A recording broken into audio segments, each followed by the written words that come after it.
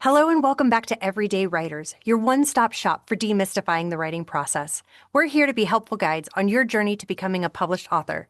I'm one of your hosts, Crystal McQueen. And I'm your other host, Jordan S. Keller. And on today's bonus author interview, we would like to welcome to our show James R. Gabinski. Welcome to the show. Hi, thanks James for having me. James is the author of several chapbooks, including The Last Dinosaurs of Portland and Fruit Root. They are the managing editor of Conium Press and a teacher with the South New Hampshire University MFA program. James's newest release, The Museum of Future Mistakes, a short story collection, releases October 7th and is the winner of the BOA Short Fiction Prize. Welcome to the show, James. Hi, thanks. So the title alone for the Museum of Future Mistakes was so intriguing. And when I went to start reading it, because you had sent us a review copy, I sat down at my lunch break at work. I'm like, I'll read the first page, I'll eat some lunch, we'll move on. And I forgot to eat lunch. I just kept reading and reading and reading. And I was hoping you could give our readers a taste of what's in store for the short story collection you have. It is so great. Yeah, yeah, it's called the Museum of Future Mistakes. Looks like this if you're watching this rather than listening to the podcast. Um, and it's a collection of I think there's 20 stories in here was the final edit, and they're they're all kind of weird, magical, realist stories where there's kind of some sort of strange conceit happening that's kind of putting the character through some moment of like flux where they're kind of having to like reflect on who they are, kind of moving forward. So there's a lot of kind of exploration of like identity. There's exploration of kind of moments of tension, like grief and loss. A lot of characters just kind of struggling with something and hopefully making it out on the other side a little better at the end. Not always, but they're kind of going through these kind of strange situations, just trying to grapple with these moments of flux. I think is the core theme of the collection is that sense of like uncertainty, that sense um, of kind of crisis, and how do we react to it? Well, as I was reading through the Museum of Future Mistakes, so many of your stories lean to the uncanny, or as you said, weird. A cat laying an egg, a musician's assistant's morbid secret, haunted fingernails. That one was particularly interesting. There was a new take on Samson and Delilah, and of course, a museum that can ward you off of making future mistakes, even if you don't understand why. And so, as I'm reading each of these, I'm just wondering, where do you come up with your ideas for such unique concepts? Yeah, good question. I I think since it's a collection of stories and each one obviously is its own unique kind of universe, they're coming to me in different ways. So each one has a different origin story, but usually it's actually fairly benign. Like I'll give an example of Carol's Cleaners Will Clean Anything is a story that takes place where this person discovers that literally they'll clean anything. Like you can bring any object in your house and they'll make it sparkly and new, and it's kind of leads down this other path of kind of um, I won't spoil it, but it goes in an interesting place. Um, and like I feel like that just came from a visit to the laundromat where I was just grappling with kind of that sort of speculative fiction question of like what if fill in the blank, like what if this laundromat cleaned more than just clothes, and kind of just ran with it and just did these thought experiments, and kind of some of them turn into interesting stories, other ones collapse under their own weight, and honestly like I've got a whole bunch of like drafts that don't make the final cut. But it's usually just kind of, I don't know, I guess that's just how my brain works is it's usually grounded in some element of like the world around me, or like there's another story, Migratory Patterns, where a bunch of Hmm. tropical birds all just like invade Cooch Park in Portland. I feel like I can't be certain, but I think the impetus of that story, because I wrote it a while ago, was just seeing like an interesting bird in the park. Like, hi, I wonder, that doesn't seem like a normal bird I would see here. And then kind of just going from there of like, what if, fill in the blank, and you kind of just explore possibilities and see what you can do with it, if That that made makes me sense. think of Yeah. Alfred Hitchcock's The Birds. Like I kept waiting for him to just like start attacking people. Yeah, I think there's even a Hitchcock reference in it briefly, but it doesn't go that route, as Oh, you'll well remember. then It's it definitely more wasn't like, my clever yeah. idea. You said it and I just acted like it was my own. My bad. No, that's quite all right. Like, I'm glad it seeped through and you remembered that part of it. The character's like thinking, yeah, this is kind of like Hitchcock, and they're like worried for a minute. I do want to ask you where you came up with sorry, this isn't in the script, where you came up with the idea of a cat laying an egg. Because as I'm reading it, like I actually read it out loud to my husband and I was like, I don't know what's happening in this story. Um, I don't know. I can't remember. That's an older piece. I honestly don't know where that came from. Um, I know the relationship drama between those two people, which is very briefly sketched out. Just they clearly are not good for each other. They that was sort of the framework, and then I don't remember where the like cat and the other stuff came in. I don't know how I came up with that, but Well, the relationship was definitely intense, but the whole time you yeah, see those videos like on Instagram where a cat is like playing with something or like laying on something so you can't see it. And I was wondering if it was something like that. Like I don't know if you have no, a cat, but I do. I have two cats, so I'm sure it oh, was something to do with them. Like cats and animals in general pop up in my work a lot. I do. I love animals and I really like cats. So us too. So yeah. We're a big fan of cats on the podcast. So, as an author who has produced both chapbooks and short story collections, can you kind of talk about the difference between them and if there is any differences on how you approached writing them? Yeah, good question. Yeah, I do.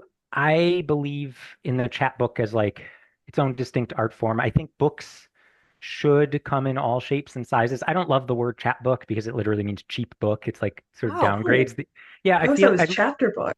no, no, no. It's like I forget what language it's from, but hmm, like yeah, it's an accepted term within poetry and fiction circles for like tiny books. And but it's almost like derogatory in a small sense that it's like a cheaper book, you know, it's like a little book and it doesn't count. It's not like a full length, it's not like a real book. But hmm, I think that's I don't need to go on a rant there other than like I do believe books should be whatever size and shape the author needs them to be to tell the story they want to tell or to give the experience they want to tell in terms of like a collection of short stories. So my most recent chapbook, The Last Dinosaurs of Portland, which you'll notice that title story appears in Yeah. my collection. So does Migratory Patterns. Those were both in the collection. hmm, The rest of that collection, that chapbook, didn't find its way forward. I just picked a few that kind of felt like they still belonged and were cohesive with this larger book.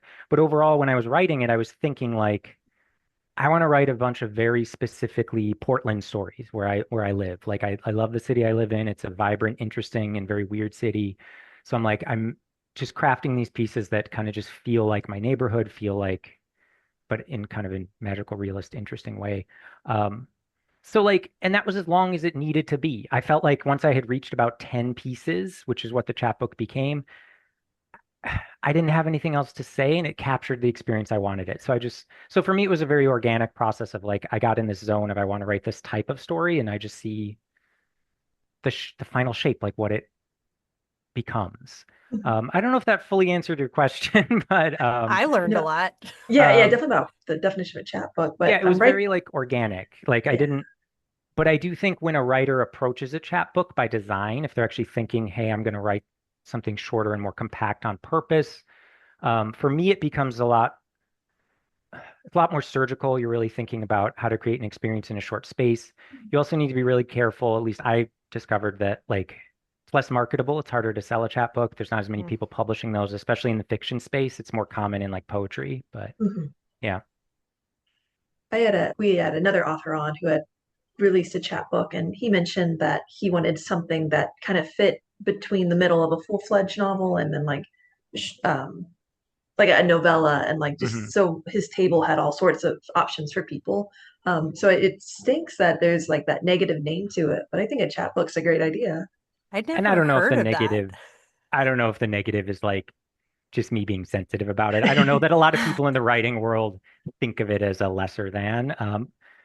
But I do know it is a harder sell. I know it's like there's less of a market for it. And some of the I've found since I do also work in publishing that some of that stuff is a bit of self-fulfilling prophecy that like people insist, oh, this is you can't sell that. People won't buy it. And so they don't even try to make it and they don't even, Mm. you know what I mean? It Yeah, just, Mhm. yeah. yeah. Well, you mentioned you were in publishing, but I also know that you teach at SNHU, Mhm. and I'm very sad not to be local to attend Yeah. any of them. They look very, they just look very inspiring. They definitely look like something that could help any writer continue to advance their craft. So, what inspired you to teach, and do any of those experiences make it into your work? Yeah.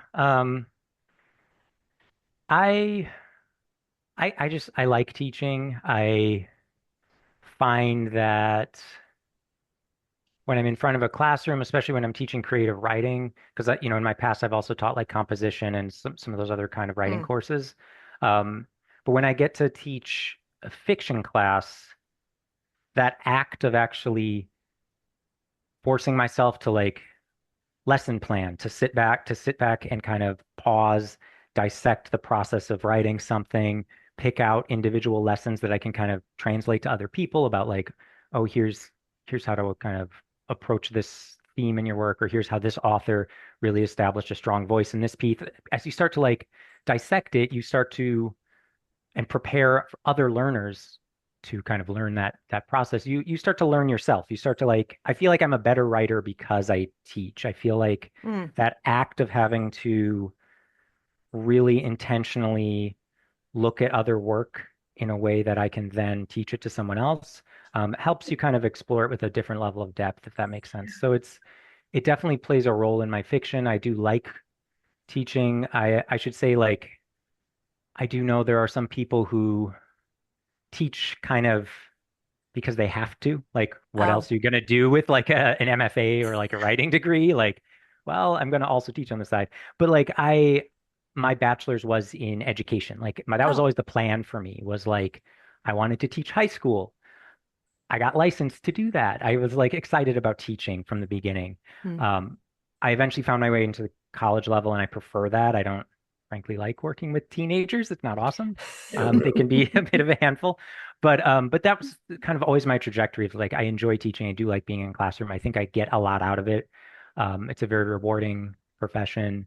You get to really see those light bulb moments too when a student like gets something and they're excited about something, and that like really makes it worth your while. Um, I yeah. feel like in classes that people intentionally pay to take, uh, unlike English composition or I taught intro to statistics and Wow. fundamental mathematics when I was Hmm. broke coming out of college, and those kids did not want to be there. So I do feel like it's a different experience. Sorry. It's a different experience when somebody genuinely wants to be there and they're passionate about what they're trying to learn. So I could see that. I could see that it would be a lot more rewarding. Hmm. Yeah, it's fun. Um, I like doing it. Pivoting back to you mentioning that you worked in publishing with Coney and Press, can you give our listeners sort of a day in the life? And then what are you looking for there, and how do you choose which submissions make it in? Yeah. Um, a day in the life for Coney and Press is like I work on it when I have time. Like it's very much a small, almost side hustle operation where I'm Mm. very proud of it that it's been going since 2011 and it's self-sustaining, which is hard to do for a small independent press to actually bring to make enough book sales to keep it going.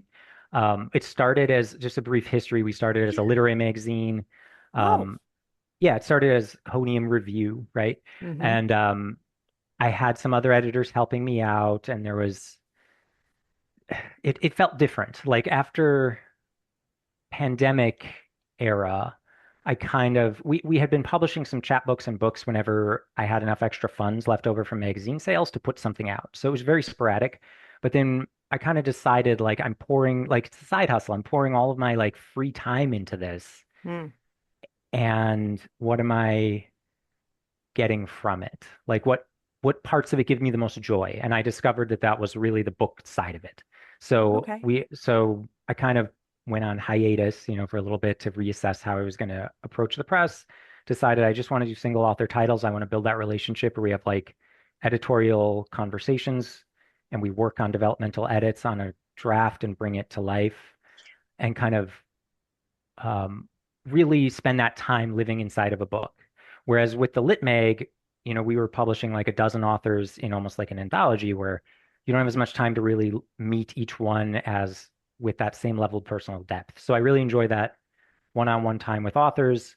We put out my goal is always about 2 books a year. Sometimes it's closer to one. Sometimes if we're lucky, maybe I'll do 3 in a year or something.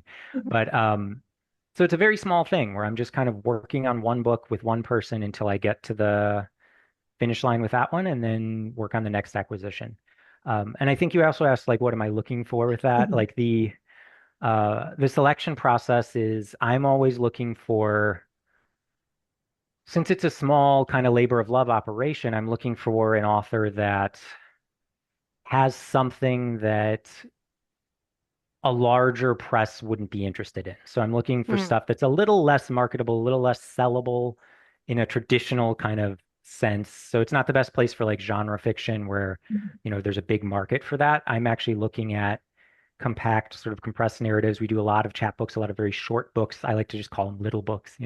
We just Mhm. do little books that I feel like have a lot of weight and energy behind them, even if they're not, a 120,000 word novel that an agent would pick up and be excited about. It's like, well, I'm excited about this because it's doing something innovative and different and interesting. So yeah, that's a bit rambly, but I'm always just looking for something a little different. I want something that I haven't read before, which is a pretty vague definition, but that's kind of what I want. Is I want You know what you're looking for. Yeah, I do. I want something that's usually a little more experimental or different or plays with structure or form or character in some kind of way. So much like you learned from reading my book, I do like kind of more surreal Mhm. fiction. So me as yeah. an editor, that's what I'm leaning towards is something a little different. So, where do you distribute it? Is it like an online thing, or do you have like a lot of local support within Portland, maybe local bookstores, things like Yeah. that? Um, it is distributed, you can get it on Amazon or Bookshop. You should probably go to Bookshop and support independent bookstores instead. But you can get it virtually, you can get it there, but there are some bookstores that stock it. Were distributed through Ingram, and the copies are returnable, which is something bookstores like, so that if they don't sell them enough of them, they can return them. So we have like the standard distribution arrangement. So they take a risk and they stock our stuff every now and then. If it sells, they stock more. So we've got a few stores that are consistent stockists for us. Like Powell's Books locally here in Portland has been a big supporter of Conium. Mm. Um, but yeah, it varies from region to region, but I'm guessing Pacific Northwest bookstores, brick and mortar ones, are more likely to have us than ones, I don't know, in the middle of wherever. I don't know. I All the could way out name here on some the other East state. Coast. Yes. Yeah, yeah, yeah. So it exists, like it's available everywhere, but whether or not a bookstore stocks it is kind of up to them. Yeah. Nice. Well, I was wondering if you had like a lot of local support because it sounds like, like you do those. I did an internship for Desenk, Hmm. and that was Oh yeah, all that great. they wanted. They wanted, the stuff that I guess the big publishers really weren't looking for. So, Hmm. and they get a lot of local support and funding and stuff like that. So that's really cool. Yeah, Um, Dezenk is awesome. Just as a side note, I just recently did a residency at the Dezenk House, which is a oh, newer thing. I don't know if that was there when you were an intern because it's pretty new, but they have like Michelle yeah, yeah. Booth, did you meet her? I met Michelle virtually. We had like a editorial Yeah. meet on Zoom. There were some people at the house. She wasn't there, but there was, Yeah. And yeah, she was also great. ignore the word Booth because that was not her last name. That's a different person I used to work with. Yes, But Michelle, Michelle daughter, right? daughter, Yes. yes. Yeah, yeah. But anyway, she's in it was all virtual, everything I did. So I wasn't Hmm. actually at the house. But yes, I've met Michelle several times at AWP concerts, conferences. And she took a chance on me even though I'm older and let me experience the publishing world. So I really enjoyed that. That is all the time that we have for this bonus episode of Everyday Writers. James, can you tell our listeners where they might find out more about you and your writing? You kind of already talked about where to purchase your book. So, Yeah, jamesrgapinski.com is my author website. I'm on most social media at just at James R. Gapinski. It's the best place. Um, yeah, and you can find the Museum of Future Mistakes pretty much anywhere. You can also order direct through BOA if you want to support a small press. You can go to their website. So yeah, thanks. And don't forget that book comes out October 7th. And then join us next time where Crystal and I will be discussing tension and how to easily infuse it into your novel. If you love what you hear on Everyday Writers, give us or hit that subscribe button and then give Crystal and I a follow on Instagram. and remember, every day is a good day to write. James, thank you so much for being on the Yeah. show, and we'll all see you next time. Bye.